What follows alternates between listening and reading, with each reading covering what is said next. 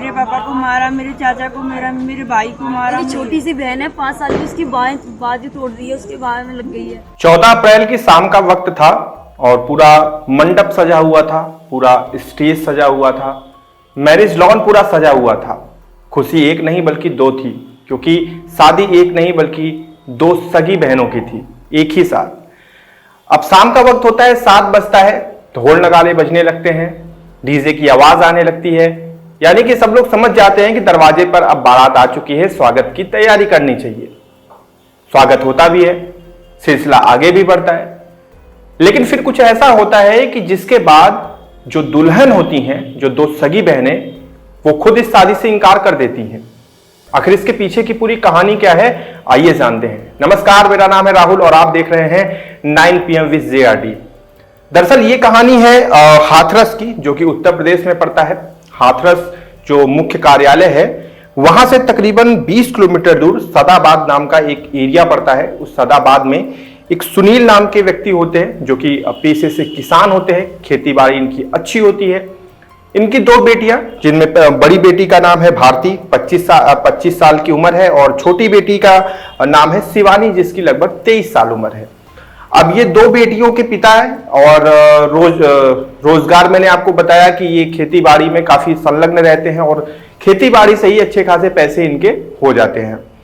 अब जब उम्र थी दोनों बेटियों की शादी करने की, तो बात आती है कि सबसे पहले बड़ी वाली बेटी की शादी करने की, यानी कि भारती के लिए रिश्ते खोजे जाते हैं। और रिश्ते खोजते खोजते कई सारे रिश्ते मिलते भी हैं, लेकिन सुनील को रिश्ते पसंद नहीं आते हैं। अब दिमाग में, जहन में यही था कि पहले भारती की शादी करेंगे और 2 साल बाद फिर जो है छोटी वाली की शादी कर देंगे। अब इसी दौरान इनको एक रिश्ता मिलता है। इनके घर से तकरीबन 20 किलोमीटर दूर एक एरिया पड़ता है, वहां पर एक रिश्ता इनको मिलता है और उस रिश्ते में जो लड़का होता है उसका नाम नारायण होता है। नारायण की उम्र लगभग 27 साल और भारती की उम्र 25 साल, यानी कि जोड़ी बहुत परफेक्ट थी। 2 साल का सिर्फ फर्क था लड़के और लड़की में। अब इस रिश्ते में काफी अच्छी चीजें होती हैं, पसंद भी कर लिया जाता है। लेकिन उसी दौरान एक चीज देखी जाती है कि जो नारायण का एक छोटा भाई है, जिसका नाम मोहित होता है, उसकी उम्र 25 साल, यानी कि जस्ट 2 साल छोटा। और इधर जो भारती होती है, इसकी छोटी बहन शिवानी, वो भी 2 साल छोटी। अब जो लड़की और लड़के वाले होते हैं, इनके जहन में ये बात आती है, लड़की पक्ष ये सामने प्रस्ताव रखते हैं कि क्यों ना ऐसा किया जाए कि 2 साल बाद आप भी अपने छोटे बेटे की शादी करेंगे और 2 साल बाद मैं भी अपनी छोटी बेटी की शादी करूंगा, तो क्यों ना इन्हीं से शादी करवा दी जाए। यानी कि बड़ी वाली बेटी की शादी बड़े वाले बेटे से और छोटे वाली बेटी की शादी छोटे वाले बेटे से। और दोनों की उम्र में 2-2 साल का फर्क है, यानी कि जोड़ी बहुत परफेक्ट है। दोनों बहनें एक ही घर में जाएंगी, संयुक्त तरीके से काम करेंगी और बेहतर जो है रिजल्ट देंगी। अब इस बात पे लड़के पक्ष वाले भी तैयार हो जाते हैं, कहते हैं चलो ठीक है भाई, कर ही लेते हैं। अब बात सिर्फ भारती के शादी की नहीं थी, अब बात शिवानी के शादी की भी थी। अब बात 2 लड़की और 2 लड़कों की शादी की थी। एक ही परिवार के 2 लड़के शादी करने जा रहे थे, एक ही परिवार की 2 लड़कियों से, यानी कि 2 सगे भाई 2 सगी बहनों से अब शादी करने वाले थे। अब बात दहेज की आती है कि भैया दहेज वगैरह का क्या सीन होगा। तो लड़की के परिवार के मुताबिक लगभग 6 से 6.5 लाख रुपए दहेज की रकम तय की जाती है। साथ ही साथ जो जरूरी सामान होते हैं जो दिए जाते हैं विवाह के बाद लड़के पक्ष वालों को, जिसमें बेड होता है, सोफा होता है, अलमारी होती है, फ्रिज, कूलर, ये सारी चीजें होती हैं, दैनिक दिनचर्या वाली चीजें जो दैनिक जीवन में इस्तेमाल की जाती हैं, ये सब कुछ निर्धारित हो जाता है। और निर्धारित करने के बाद खुशी खुशी तारीख भी तय कर दी जाती है और तारीख तय होती है 14 अप्रैल 2025 की। अब दोनों बहनों के बीच में यह था कि चलो एक ही घर में जाएंगे, लड़ाई झगड़े नहीं करेंगे, साथ में देवरानी जेठानी बन के रहना ही है। यहां पर तो बड़ी बहन छोटी बहन थे ही, वहां पर भी छोटी बहन बड़ी बहन बनकर ही रहेंगे।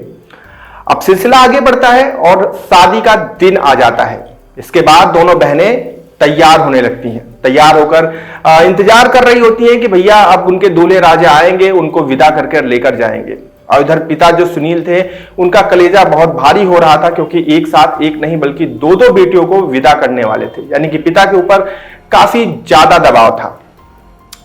अब यहां पर जो लड़के पक्ष वाले थे, उनके दिमाग में एक चीज आती है, चीज ये आती है कि शायद उनके कोई रिश्तेदार रहे होंगे या फिर उनके कोई हितैषी रहे होंगे, कोई ना कोई उनके दिमाग में चीजें डालता है कि यार यहां पर ना चालाकी लड़की वालों ने कर लिया, क्योंकि शादी एक लड़की की कर रहे थे, खर्चा उनका उतना ही लगता, दहेज में शायद जितना दे रहे हैं उतना ही देते, लेकिन अब एक के बदले दो दो लड़कियों की शादी कर रहे हैं।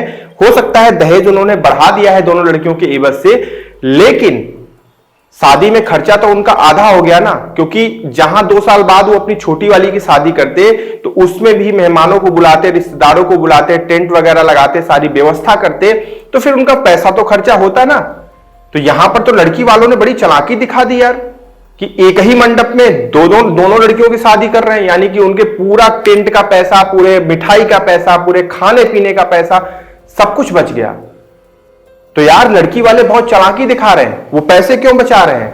उनसे दहेज की रकम बढ़ाई जाए। अब सवाल यह था कि दहेज की रकम क्या बढ़ाई जाए, तो कुछ लोगों ने लड़कों वालों को आइडिया दिया कि दहेज की रकम मत बढ़ाइए, आप सीधे सीधे उनसे कार डिमांड कर दीजिए।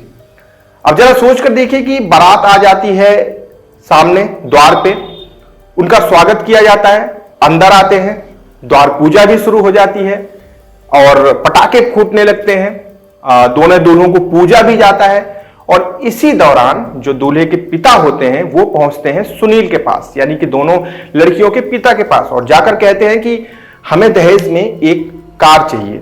सुनील कहते हैं कि देखिए जितनी रकम तय हुई थी, जो चीजें तय हुई थी, जो जो आपने बोला था वो सब मैं पहले ही दे चुका हूं, तो मैं कार नहीं दे पाऊंगा। और जैसे ही लड़की के पिता सुनील इस चीज को मना करते हैं, फिर उस शादी में बवाल मच जाता है। इधर जो दोनों लड़कियां थी अंदर सज सवर रही थी, बाहर से जो है डीजे की आवाज आ रही थी, अचानक से आवाज बंद हो जाती है। वो कहती है आवाज क्यों बंद हो गई, डीजे क्यों बंद हो गया इतना जल्दी? बाहर से भागता हुआ एक लड़का आता है, कहता है दीदी दीदी जल्दी चलो, बाहर मारपीट हो गई है, आपके भाई को उन लोगों ने मार दिया है, सर फट गया है, और जो 7 साल की एक बच्ची है उसका हाथ टूट गया है। अब दोनों जो दुल्हन होती हैं वो दौड़ के जाकर देखती हैं तो वहां पर अफरा तफरी का माहौल था, सारी चीजें खराब हो चुकी थी। इसके बाद ये वहीं शादी के जोड़े में ही अपने नजदीकी थाने पहुंचती हैं और वहां पर जाकर शिकायत दर्ज करवाती हैं और कहती हैं कि हमें ये शादी नहीं करनी, बस जो रकम इनको दी गई है दहेज के रूप में वो रकम और जो सामान दिए गए हैं वो सारे सामान और पैसे हमारे वापस कर दें, हमें इनके यहां कोई भी विवाह नहीं करना है।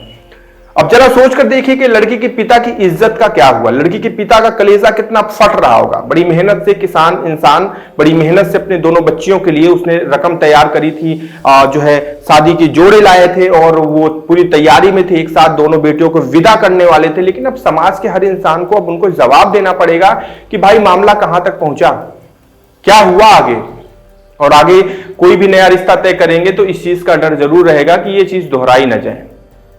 तो मुझे लगा कि ये कहानी के माध्यम से मैं आपके साथ साझा करूं, बताऊं और आपके भी पॉइंट ऑफ व्यू इस घटना के बारे में मैं जानूं।